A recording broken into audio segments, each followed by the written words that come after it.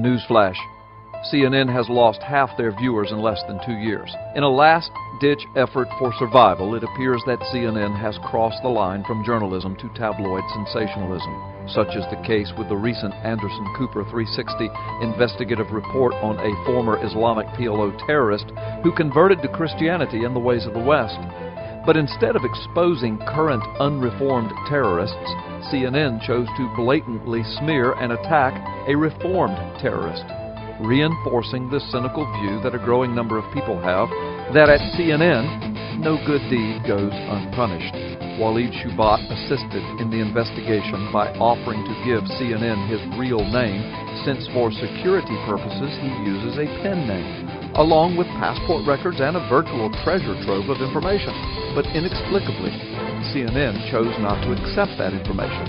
Instead, they proceeded with what amounted to a pseudo-investigation witch hunt.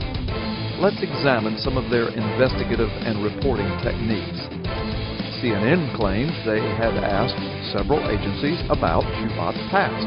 But on Anderson Cooper 360, Drew Griffin, the same reporter who did the first hatchet job on Sarah Palin, never released any interviews with any official agency. No interviews with any police official, government officials, or any recorded calls or any memos or any email correspondence that validate any investigation ever took place with anyone. Unless this is done, CNN has no case. CNN even twisted Mr. Shoebat's words. Listen to what Shoebat really said. His message before a largely positive crowd of cops and emergency responders at this South Dakota Homeland Security Conference: trust no Muslim, especially those who organize. Wrong, CNN. Shoebat never said such a thing, or else CNN would have showed it. What Walid actually said was, know your enemy.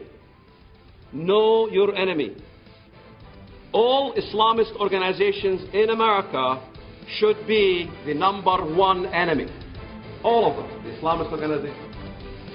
Mr. Shoebat said to know your enemy. All Islamists and not Islamic, as Drew Griffin claimed. When someone uses the word Islamist, this would point to Islamic fundamentalists. Yet CNN wants to paint Walid as a Muslim hater. CNN had further twists. An ex-terrorist. It's Walid Shoebat's claim to fame. A terrorist, a PLO member, who bombed a branch of an Israeli bank in Bethlehem Square, throwing a firebomb on the bank's roof. Truth is, Mr. Shoebat never made any claim that he threw a Molotov cocktail on a bank, which completely debunks Mr. Griffin's entire investigation. Why would anyone remember such a minor event 30 years later? Mr. Shoebat had a real time bomb assembled by the notorious terrorist Mahmoud al-Mughrabi, whose account can be completely verified through United Nations reports and news agencies. CNN's Jerusalem Bureau went to great lengths trying to verify Shoebat's story, finding the general location where the branch of Bank Leumi once stood, but not finding anyone who could remember a bombing. Not finding anyone who could remember a bombing? Wrong, CNN. The United Nations documented that between December 24th and 27th, there were 2 explosions in that area. Additionally, on December the 27th, 1977, the Jerusalem Post reported an explosion in Bethlehem, in Manger Square, near the Church of the Nativity.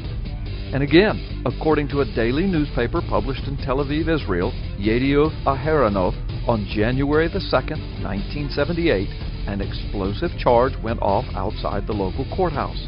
What is further damaging is that Walid sent all this documentation to CNN with an offer of witnesses who did remember the bombing.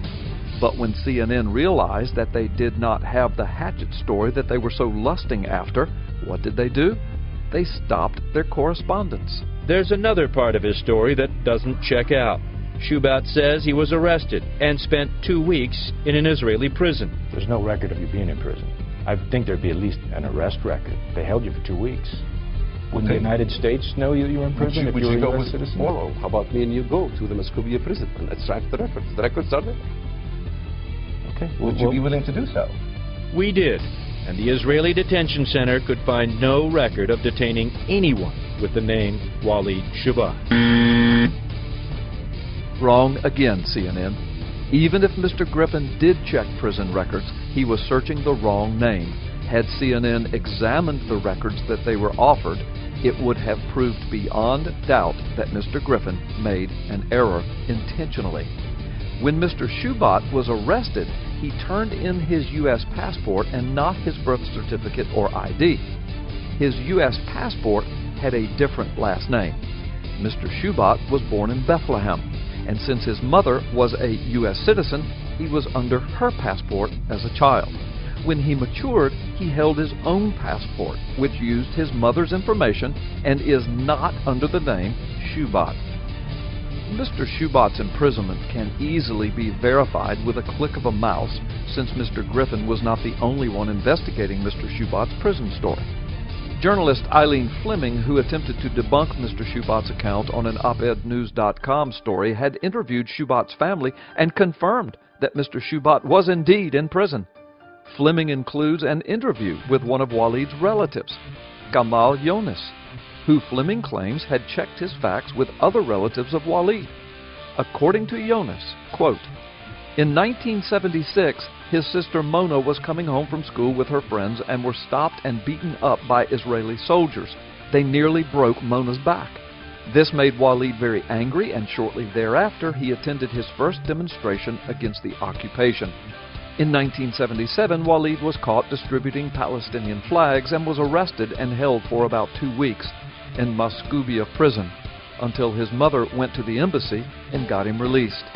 But when he was in jail, he met someone who invited him to join a group against Israel." You obviously can see why people are critical of your claims. There's a whole lot of gaps in your story. There's no gaps at all. We don't have a bank bombing.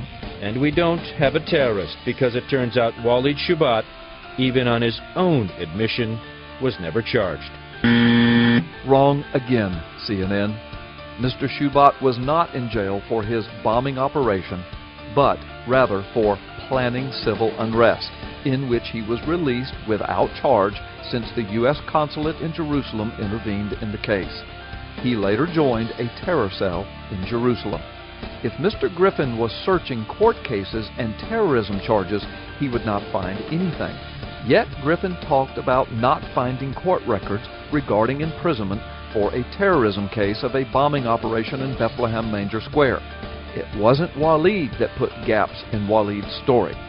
CNN simply did another hatchet job. Honest reporting or dishonest reporting? You decide.